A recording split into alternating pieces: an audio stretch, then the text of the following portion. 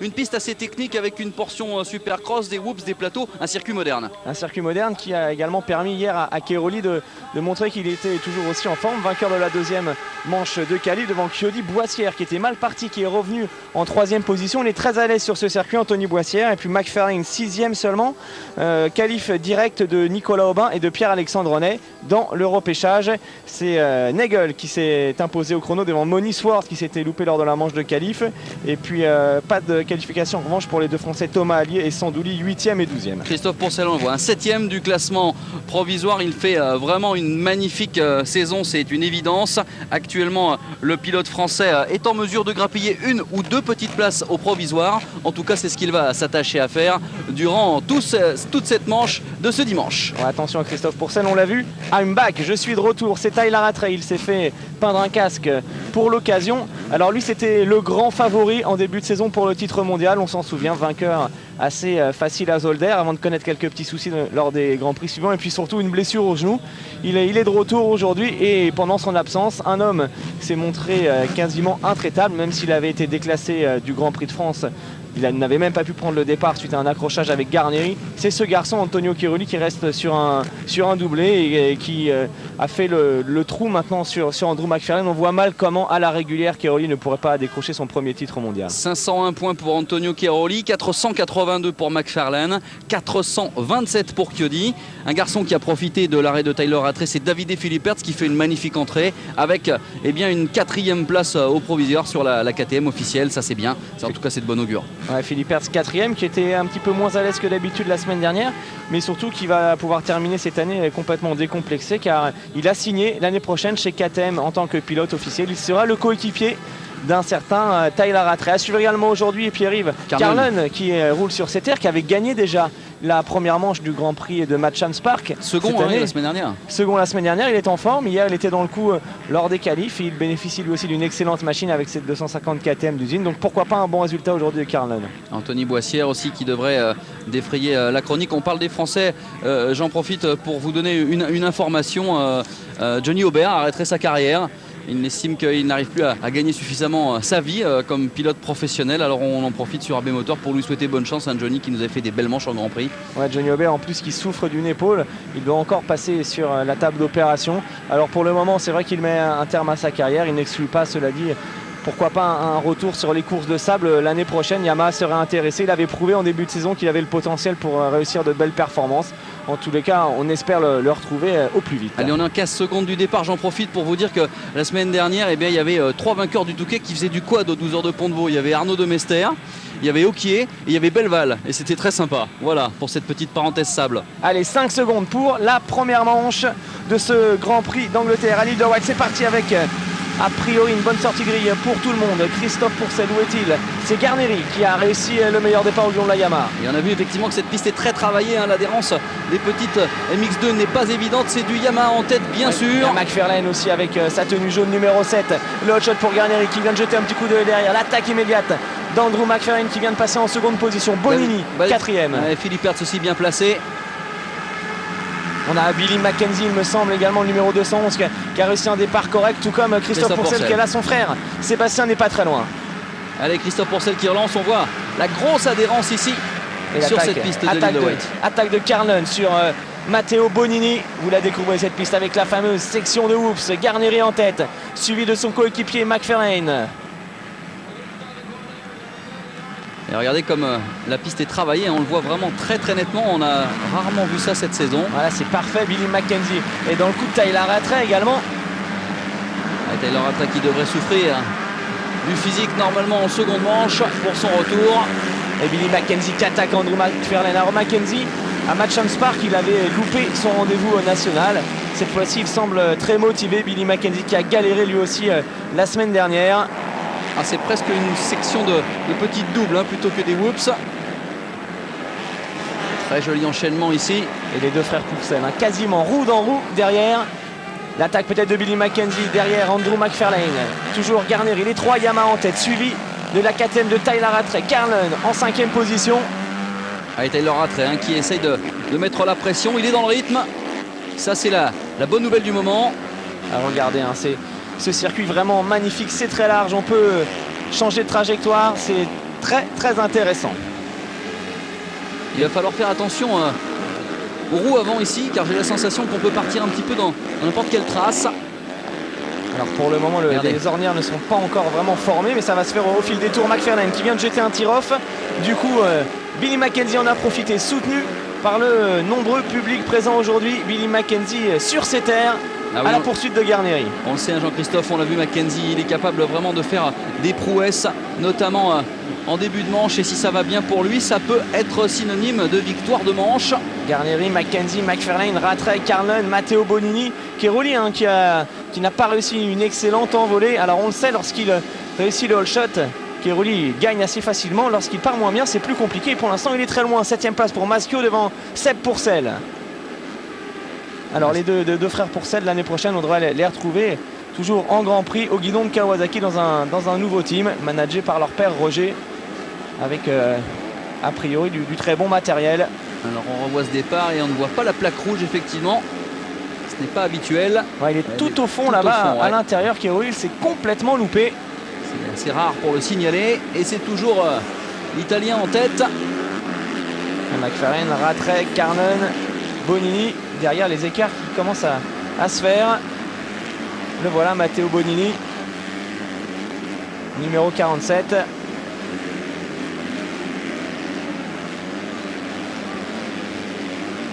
Et ça relance.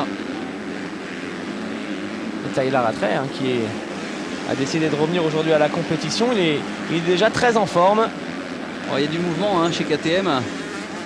Ça va bouger l'année prochaine dans toutes les catégories, c'est sûr.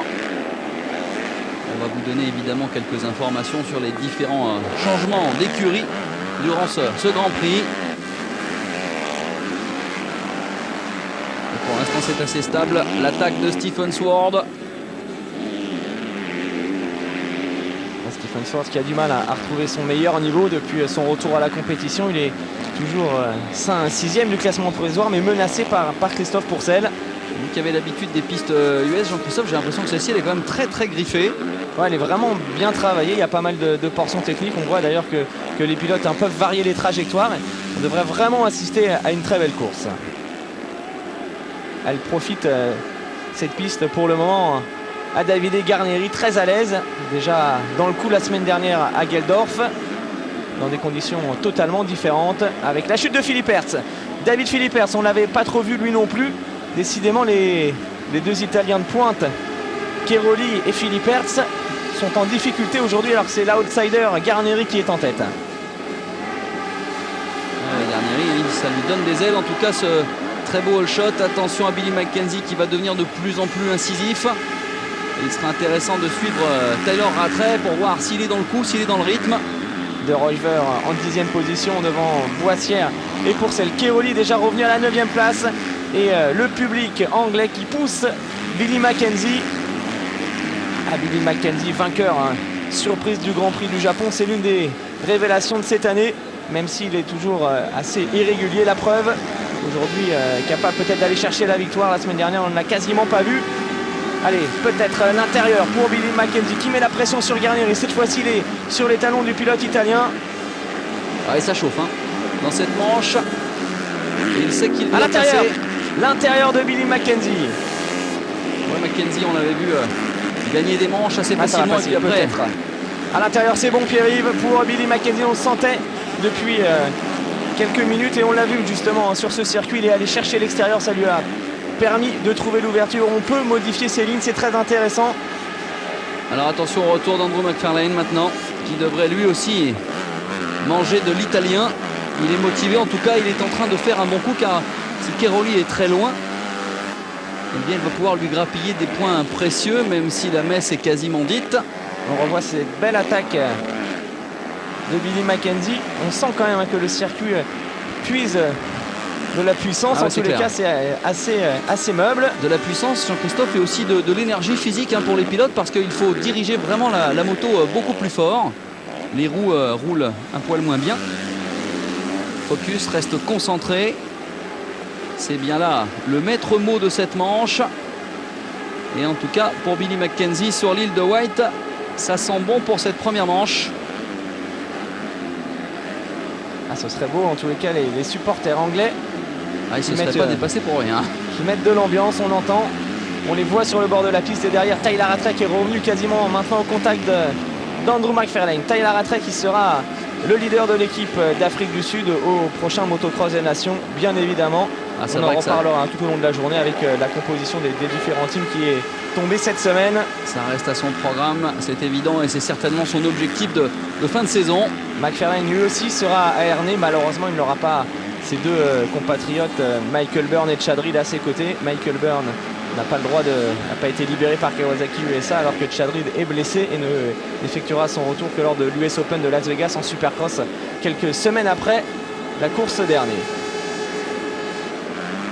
On vous le rappelle, un www.abmoteur.fr pour vos questions tout au long de la journée. Les Français Maschio et Pourcel 7e et 8e. Keroli toujours à la 9e place devant De Ruyver, Boissière et Christophe Pourcel. Oui, des écarts déjà conséquents, hein, Jean-Christophe.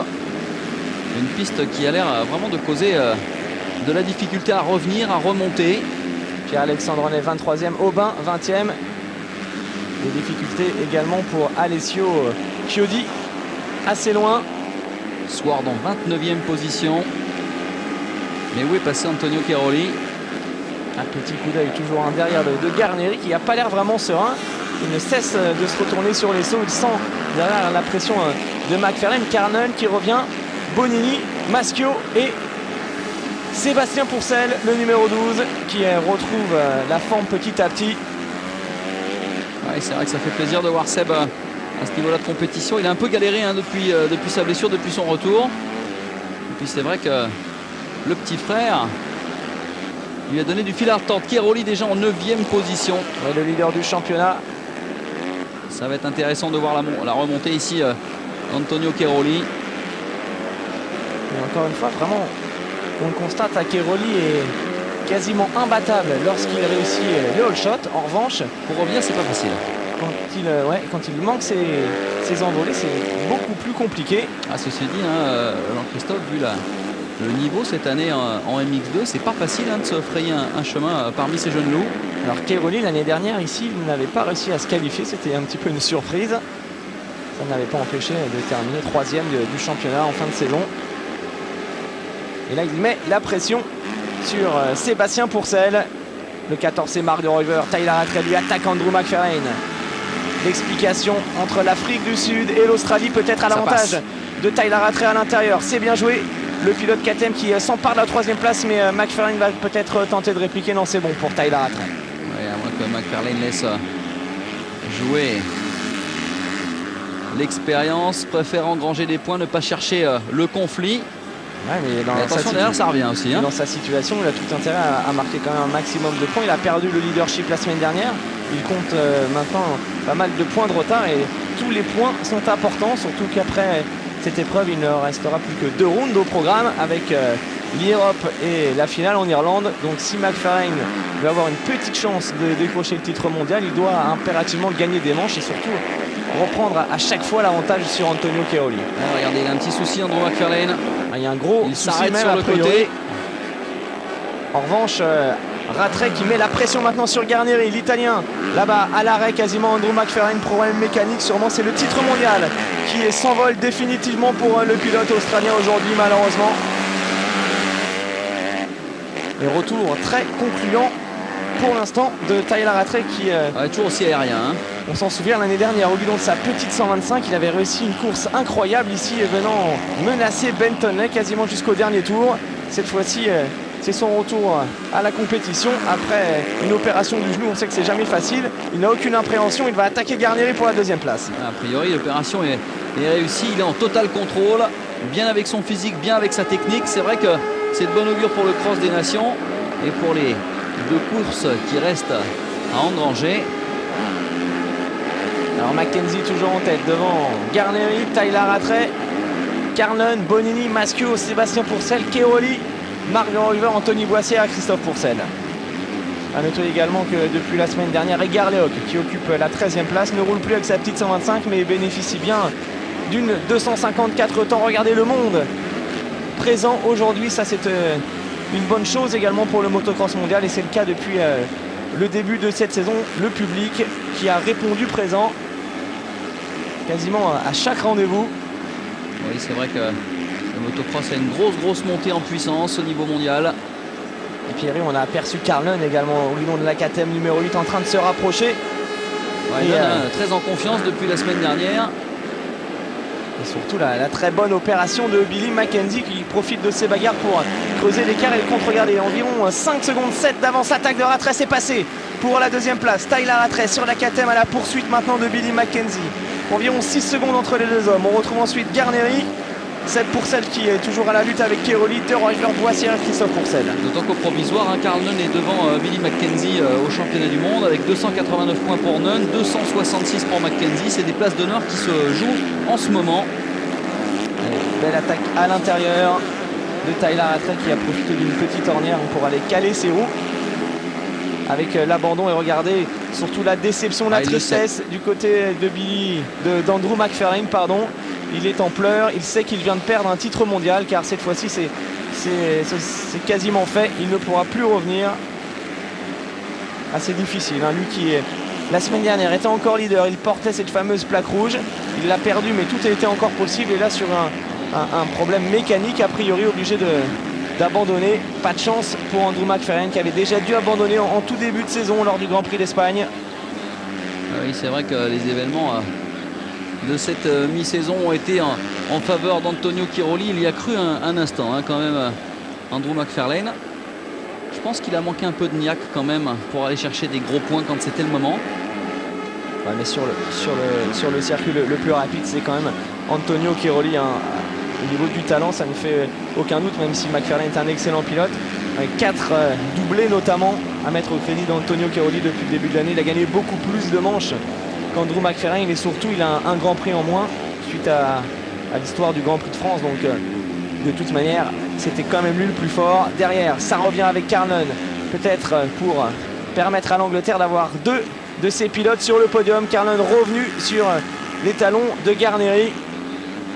Excellent comportement également de Matteo Bonini sur la Honda, le jeune Italien qui progresse lui aussi depuis quelques semaines. On peut dire, Jean-Christophe, que le titre Mix2 est quasiment joué là. C'est sûr que ça va se compliquer pour McFarlane, hein, quasiment. Il reste 100 points, enfin plutôt 200 points attribués. On fera les comptes à l'arrivée de cette manche avec Carl Nunn qui vient de chuter comme la semaine dernière. Des petites fautes qui lui coûtent cher à Carl Nunn. Il était en bagarre pour peut-être jouer le podium. Ça c'est la piste, hein. Je vous l'ai dit tout à l'heure, il va falloir tenir compte du physique. Voici avec Christophe Pourcel qui vient d'en profiter. Il est reparti aux alentours de la 12e place, Carl Nunn. Observez bien, Jean-Christophe, les roues avant ont du mal à tourner quand on a peu de vitesse. On va la revoir très certainement cette chute. Alors il est debout, il se laisse un petit peu, il se laisse emmener malheureusement. Et c'est l'avant qui part. La semaine dernière, il avait déjà chuté dans les 2 manches. Carl Nunn, à chaque fois, il est pourtant en bagarre pour jouer des bonnes places. Ça permet en tous les cas à Bonini de se rapprocher, pourquoi pas d'un podium de manche, et surtout un groupe très compact composé de Sébastien Pourcel, de Cairoli, de Roger, d'Anthony Boissière et de Christophe Pourcel. Tous ces hommes peuvent encore espérer revenir dans le top 5. Le voilà, le leader du championnat, Antonio Cairoli, sûrement bien pas noté. Il sait qu'Andrew McFarlane a abandonné. Il sait également qu'il a donc une bonne opportunité aujourd'hui d'accroître son avance. Il va tout faire pour tenter d'en profiter. Ah ouais, il va menacer tout de suite directement Sébastien Pourcel et pourquoi pas Michael Maschio. Attention à l'attaque d'Antonio Cairoli qui lui est très certainement bien informé, comme vous le disiez, sur la piste de ce qui s'est passé devant. C'est le moment d'aller engranger des bons points. Et c'est clair que plus il va se rapprocher du top 5, plus son titre commencera à se bétonner petit à petit. Colm qui était très mal parti tout à l'heure, quasiment dernier, est en train de faire très certainement la plus belle remontée de cette première manche. Une belle bagarre hein, en ce moment entre Maschio, Cairoli et Sébastien Pourcel.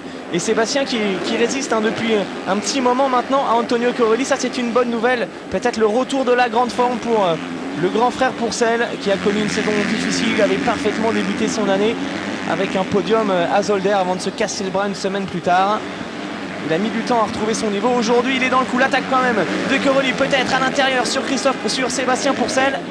Et l'officiel Kawa qui résiste toujours. Et à noter le bon comportement de Michael Maschio sur le podium du dimanche la semaine dernière, qui a envie de briller en cette fin de saison, car Maschio ne va pas rester au sein du team Yamaha Evolution l'année prochaine. Il a quelques contacts, notamment avec Richie Racing. Rien n'est fait. Il a envie de prouver à tout le monde qu'il a toujours le niveau pour jouer le podium régulièrement en championnat du monde. Ah, c'est clair qu'il y a vraiment... c'est passé à l'intérieur pour Cairoli. Mais Cairoli, vous avez vu, il recroise des trajectoires, il trouve des traces plus rapides. On avait l'impression qu'il était pratiquement dans un tour chrono il y a quelques instants à l'attaque de Sébastien Pourcel. Il va revenir sur Maschio. Attention également au retour derrière. C'est Seb qui a surtout commis une grosse faute à l'intérieur. On l'a vu perdre les repose-pieds. Il a été obligé de s'écarter, un petit coup d'œil. Et du coup, Cairoli, qui avait parfaitement anticipé, en a profité. Abandon de Claudio Federici, qui continue de vivre la saison la plus difficile de sa carrière, que ce soit en MX1, en MX2. Ça ne le fait pas du tout pour le pilote italien.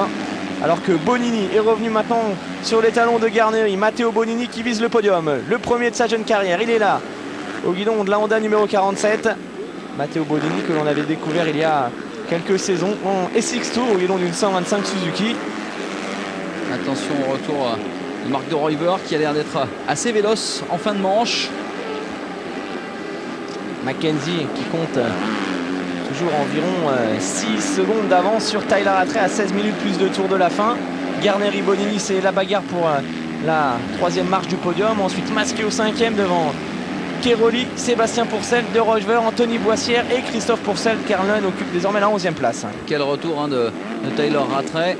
Billy Mackenzie a été auteur du meilleur temps en course avec un 2:11.920 lors du 6e tour, c'est-à-dire lors du l'avant-dernier tour. Et Cairoli qui attaque Maschio sur le saut. Antonio Cairoli, Michael Maschio au coude à coude avec derrière Sébastien Pourcel et l'attaque de Bonini. Bonini devant, quasiment sur les talons de Garneri. Il se passe des choses. Regardez, en ce moment dans cette manche. Revenir aussi juste derrière. Et c'est passé pour Antonio Cairoli sur Michael Maschio. On sent Antonio Cairoli, ça y est, totalement décomplexé. Cairoli, je ne pense pas qu'il était complexé depuis le début de saison, mais en tout cas là il a mis du charbon dans la locomotive. Regardez, il revient inexorablement, il est déjà 5e. Mais il a mis du temps à se mettre dans le rythme dans cette manche, longtemps bloqué derrière Sébastien Pourcel. Cette fois-ci c'est bon, il a trouvé son souffle, Antonio Cairoli, avec le podium qui est désormais possible pour lui dans cette manche. Alors, regardons les écarts, Jean-Christophe, c'est important. Là on est après 18 minutes de course, on va revoir cette passe d'armes assez folle. Et ça c'est très intéressant dans ce virage, on voit qu'il y a 3 ornières possibles. Mais Cairoli qui est allé chercher l'extérieur. Il avait déjà tenté tout à l'heure, on voyait qu'il y avait de la vitesse. Il a attendu un tour supplémentaire. C'est passé pour Bonini, désormais 3e au guidon de la Honda. Matteo Bonini, 3e derrière Mackenzie et Tyler Rattray. Garneri menacé par Cairoli qui revient. Michael Maschio vraiment dans le coup. Allez, Michael Maschio, premier français, il emmène avec lui Sébastien Pourcel. Il y a encore un bon coup à jouer dans cette manche. Cairoli, Garneri, ça a déjà fait des étincelles. Regardez l'attaque de Cairoli sur... imparable Antonio Cairoli en train de fondre sur ses adversaires, sur ses compatriotes. Le prochain objectif s'appelle Matteo Bonini. Il est carrément plus que dans le rythme. Attention à cet homme, c'est un tueur que je ne m'y connais pas. Et en tout cas cette saison il ne veut laisser le soin à personne de garder cette plaque rouge. C'est son souci le plus cher. Dans quelques instants Bonini va en faire les frais. On revoit le dépassement imparable ici sur Garneri. À l'intérieur, magnifique relance, un bel appui sur le cale-pied extérieur, belle ornière. Et ça passe. C'est du beau motocross. Les retours sur Tyler Rattray, toujours en seconde position. Derrière l'incroyable Billy Mackenzie, Dr Jekyll et Mr Hyde, capable du meilleur comme du pire. Aujourd'hui c'est le meilleur pour Mackenzie, toujours leader chez lui sur l'île de White devant un excellent Tyler Rattray. Tyler Rattray vraiment qui signe un magnifique retour, imparable. Quel dommage qu'il n'ait pas pu se mêler à la bagarre cette saison. 10 secondes d'écart entre Rattray et Bonini. Petite question de Benoît sur le mail avec des interrogations concernant Mike Larocco, Travis Pastrana, Ezra Lusk, James Lobb. Que sont devenus ces pilotes? Mike Larocco va repartir l'année prochaine en Supercross aux États-Unis. Il a signé un contrat Supercross only avec Yamaha, avec Honda Factory Connection. Travis Pastrana lui se concentre principalement sur le freestyle alors que Cairoli attaque. Bonini, c'est fait pour la 3e place. Antonio Cairoli 3e. Donc Travis Pastrana, lui, fait principalement du freestyle désormais. Ezra Lusk qui a mis un terme à sa carrière. Et James Dobb a arrêté lui aussi sa carrière et est désormais agent de pilote. Il travaille pour une agence américaine qui s'occupe notamment des intérêts de Travis Pastrana. Voilà Benoît pour... Ce qui n'est pas le pire. Ce qui n'est pas le pire. Voilà pour ce qui est de Mike Larocco, Travis Pastrana, Ezra Lusk et James Dobb. Et Cairoli, auteur d'une manche assez énorme, hein, Pierre-Yves en ce moment, il était quasiment dernier. Alors on le disait tout à l'heure, il avait du mal à remonter, Antonio Cairoli, quand il partait mal, et bien il nous fait mentir, hein, puisque là sur une piste quand même extrêmement travaillée, où on voit peu de pilotes faire de remontées météoriques, et bien lui, il trouve son chemin, il trouve sa voie. Surtout sur un circuit où l'on peut faire la différence, il l'a encore démontré à l'instant même, hein, avec cette ornière différentes et très belle course également pour Seb Pourcel. C'est le grand retour de Sébastien aujourd'hui. Regardez derrière lui, il y a pas mal de pilotes et devant il y a surtout Garnieri. Il va mettre la pression à Davide Garnieri. Derrière Maschio, on aperçoit également Anthony Boissière, Marc de Ruyver et Christophe Pourcel. Une fin de course passionnante. Alors des petites statistiques, vous savez que ça me plaît les statistiques. Cairoli a été leader des manches de Grand Prix pendant 257 tours cette saison. Et le deuxième, c'est Billy Mackenzie, 48 tours en tête, devant Philippe Hertz, 47. Donc il y a une vraie logique sur les hommes ici qui ont marqué la saison. Ensuite on retrouve Tyler Rattray quand même, 39 tours malgré pourtant, il a son peu de participation, c'est assez étonnant. Et puis McFarlane, Anthony Boissière est le meilleur français, 29 tours en tête des Grands Prix. Anthony Boissière, il est en train de faire une remontée incroyable. Il est là, il est toujours rapide en fin de manche. Il va attaquer Marc de Ruyver, le voilà. Anthony Boissière, il a déjà gagné à 2 reprises des manches cette année. Et la chute de Sébastien Pourcel, quel dommage, il avait fait du gros boulot. Il a coincé Marc de Ruyver. C'est reparti pour Seb, pour de Ruyver également. Ouf, et de Ruyver qui se met totalement en travers sur les whoops. C'est dommage pour Sébastien qui avait fait du bon boulot depuis le début de cette manche. On revoit cette petite erreur au ralenti. Voilà à l'intérieur, il allait presque taper dans le piquet et derrière il bloque de Ruyver. Ça nous rappelle une image de la semaine dernière avec Vandal qui avait coincé Stéphane Everts et Steve Ramon. Allez, retour sur le leader, on ne l'a quasiment pas vu, c'est Billy Mackenzie.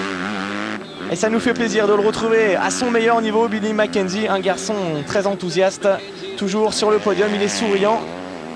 Mais l'écart se réduit peut-être un petit peu. 7 secondes entre lui et Tyler Rattray. Il faut rester concentré. On ne sait que c'est pas toujours facile d'être tout seul en tête. Mais il est porté par le public. Il a déjà par 2 fois remporté des manches cette saison, Billy Mackenzie.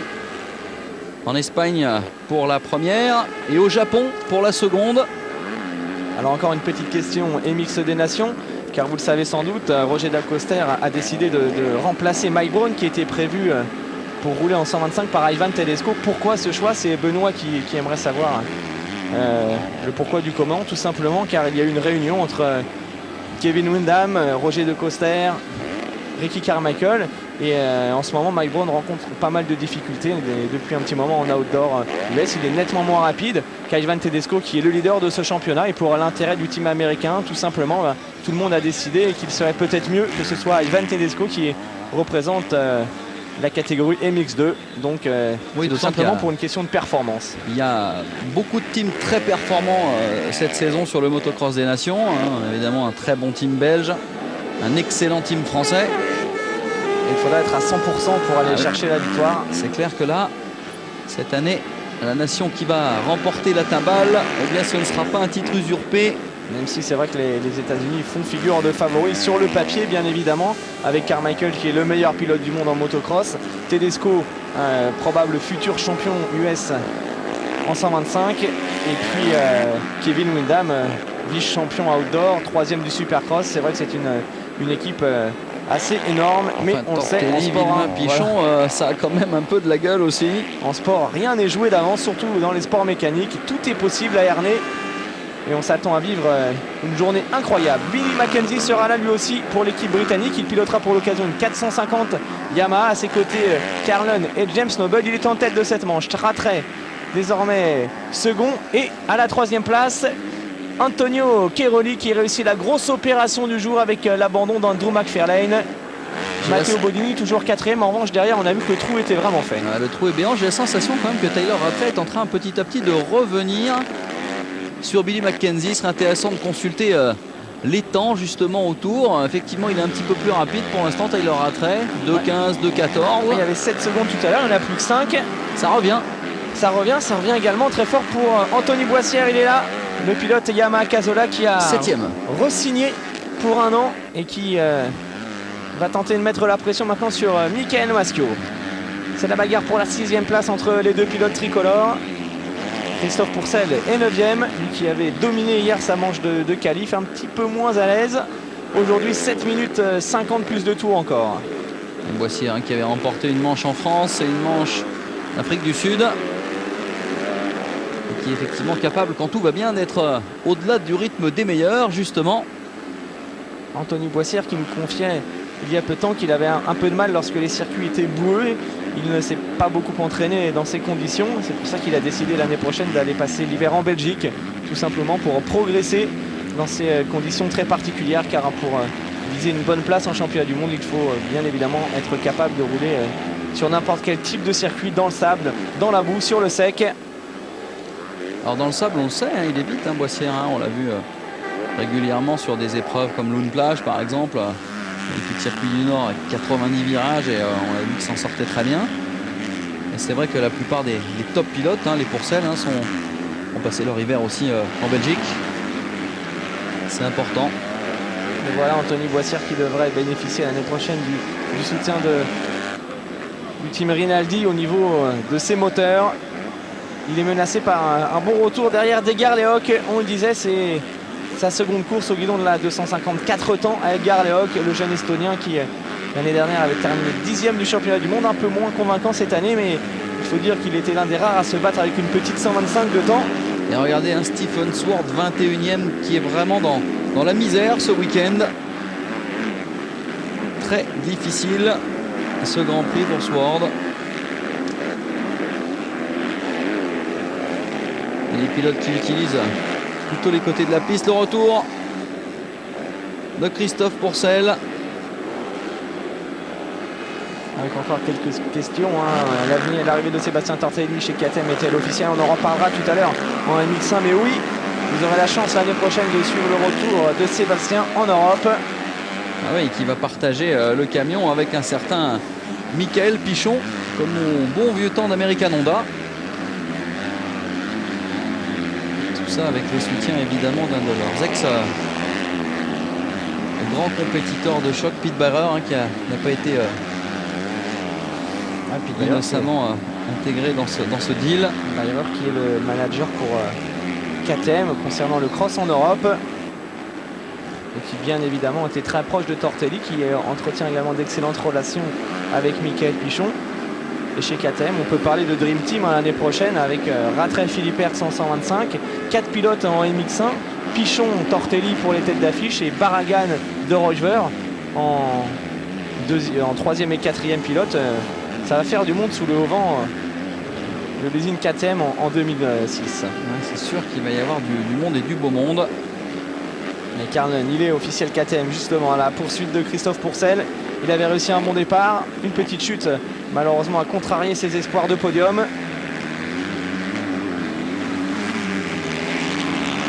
Allez, la famille Pourcel à la recherche de bons points.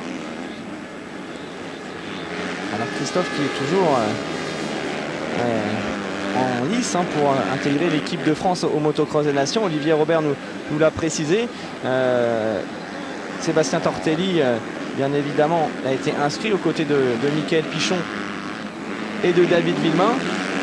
Le problème de Sébastien, c'est qu'on ne sait pas encore vraiment où il en est physiquement. Il a repris la moto, il s'entraîne, apparemment tout se passe bien, il devrait rouler à Glen Helen, mais il y a aussi un problème de moto, car pour pouvoir rouler à Ernée, Sébastien Tortelli doit résilier son contrat avec Suzuki pour pouvoir bénéficier de la 254 temps KTM et débuter sous ses nouvelles couleurs, ce qui n'est pas encore le cas. Donc il y a encore quelques petites interrogations et Olivier Robert n'a pas encore arrêté son choix définitif, d'autant qu'il faut avouer que Christophe Pourcel réussit également d'excellentes performances.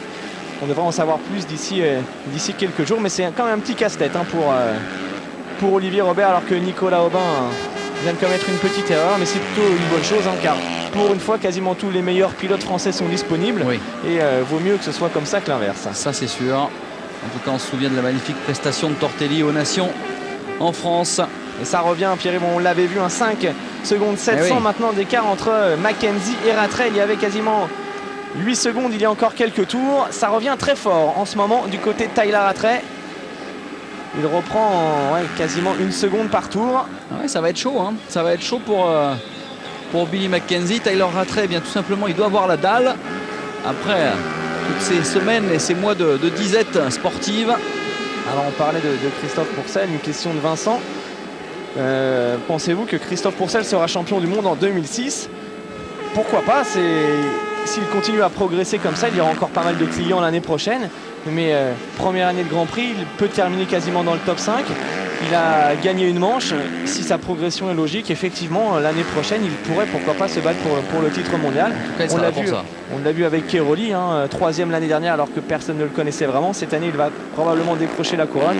Donc effectivement, pourquoi pas l'année prochaine, Christophe en bagarre avec les meilleurs pour aller chercher le titre. Je pense que c'est un petit peu tôt quand même pour se positionner là-dessus. En tout cas, c'est le travail de ces jeunes sportifs. C'est peut-être aussi un problème français de toujours vouloir tout de suite mettre la pression sur les jeunes qui montent. Il est tout jeune, hein, mais les résultats sont là. Les résultats sont là. Vainqueur du manche, deux fois sur le podium. Il gagne quasiment maintenant toutes les qualifs. Au chrono, il est régulièrement parmi les plus forts. Potentiellement, c'est sûr. Potentiellement, il a largement le niveau l'an prochain pour jouer le titre. Et c'est vrai, il a seulement 16 ans, mais à 16 ans, Sébastien Tortelli était champion du monde déjà aux États-Unis. James Stewart, à 16 ans, il était champion également. Mike Alessi, il a le même âge, il gagne des manches, il est encore en lice pour devenir champion US de motocross. Donc je ne pense pas que l'âge ce soit vraiment un handicap aujourd'hui. Il y a de jeunes sportifs qui explosent de plus en plus tôt, quelles que soient les disciplines. On le voit aussi en tennis, hein, un peu partout. Donc pourquoi pas, en tout cas, ce serait un très beau résultat avant probablement de partir aux États-Unis. Le talent il l'a, la vitesse il l'a. Il faudra que toute l'infrastructure, c'est difficile hein, d'aller au bout d'une aventure en championnat du monde. En tout cas, nous c'est tout ce qu'on lui souhaite ici à AB Motor, qu'il remporte assez rapidement un titre mondial et puis qu'il aille pourquoi pas aux États-Unis. On a une petite question sur Yves de Maria, non? Yves de Maria, 3e actuellement. Le championnat du monde qui la semaine dernière a gagné une manche après avoir connu des petits soucis dans la première. Un Grand Prix disputé à Rogenbourg dans des conditions très difficiles. Tefli qui logiquement devrait repartir avec KTM l'année prochaine pour une saison MX3. Lui aussi n'a pas eu trop de réussite cette année. On se souvient de son début de saison avec une casse mécanique lors de l'ouverture du championnat du monde. Ensuite il y avait eu cette blessure qu'il avait tenu écartée du championnat pendant quelques temps. Il est revenu, il a gagné des manches, il est toujours bien évidemment l'un des tout meilleurs pilotes du monde. Et aujourd'hui il n'y a pas de Grand Prix MX3, il devra probablement nous regarder. Yves de Maria, aujourd'hui on le salue et on espère le retrouver l'année prochaine, toujours avec un guidon officiel et à la lutte pour le titre. Alors Mackenzie qui s'est mis un petit peu à l'abri, les écarts se sont un tout petit peu creusés, maintenant un petit peu plus de 6 secondes d'avance sur Tyler Rattray qui semble évidemment baisser un poil de rythme. Keroli 25 secondes derrière, Bonini qui tient bien le rythme, 4e devant Garneri, attaqué par Maschio maintenant. Michael Maschio qui effectue une très belle course. Derrière Garléo qui a pris le meilleur sur Anthony Boissière et Christophe Pourcel en 9e position. Ouais, c'est vrai que Maschio est solide là, cette 6e place. Il pourrait peut-être débouter Garnieri de la 5e place de cette manche. Anthony Boissière qui vient justement de se faire déboîter par Garléoc.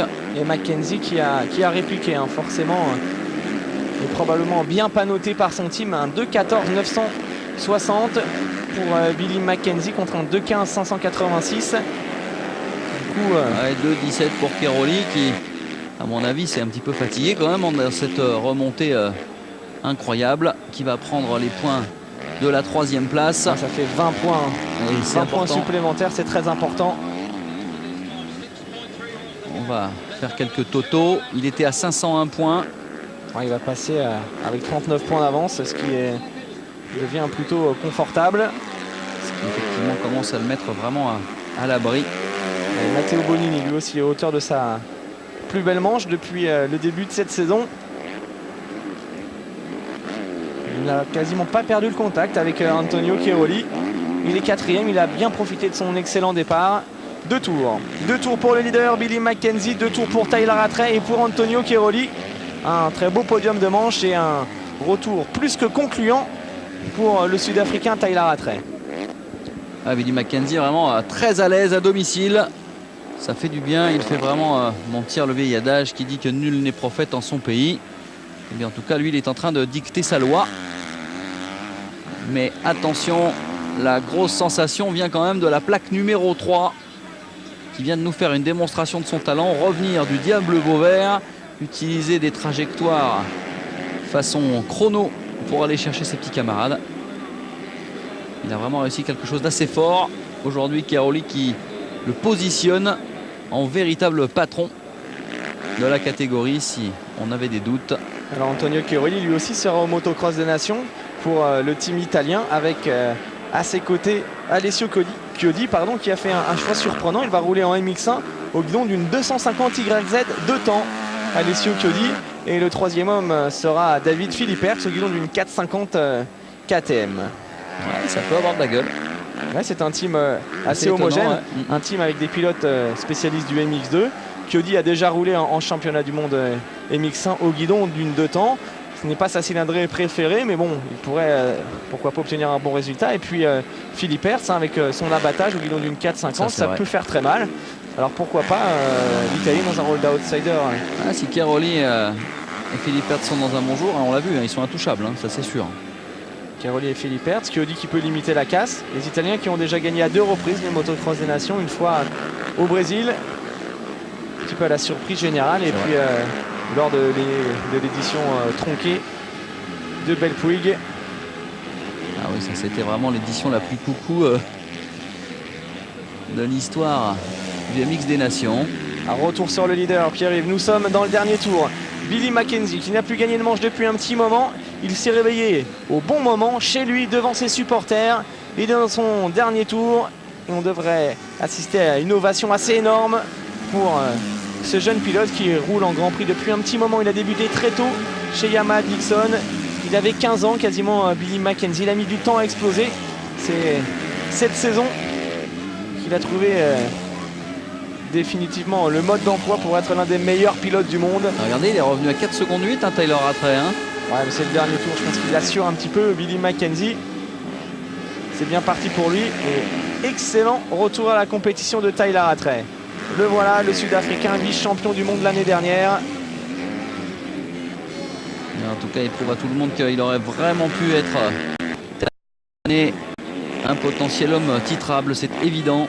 Ça, c'est sûr. Ça a vu quand même bien faciliter la tâche d'Antonio Cairoli, qui arrive avec un garçon de cette capacité-là sur son chemin.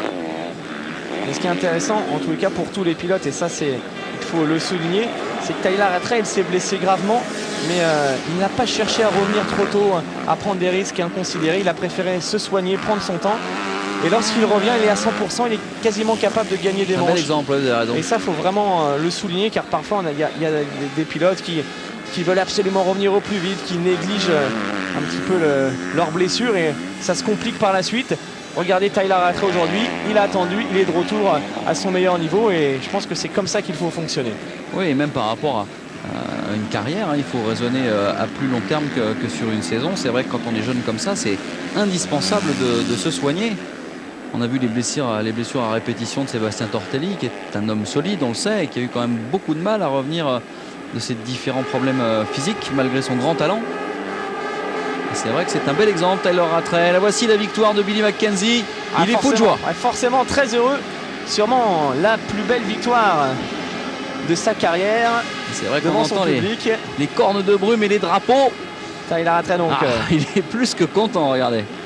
Seconde place pour Rattray. Il se fait un petit tour d'honneur. Alors Cairoli troisième. Regardez, il se fait un petit tour d'honneur. Il y a longtemps qu'on n'a pas eu un tour d'honneur. Il a raison, il faut en profiter. C'est des moments tellement personnels. Une victoire de manche.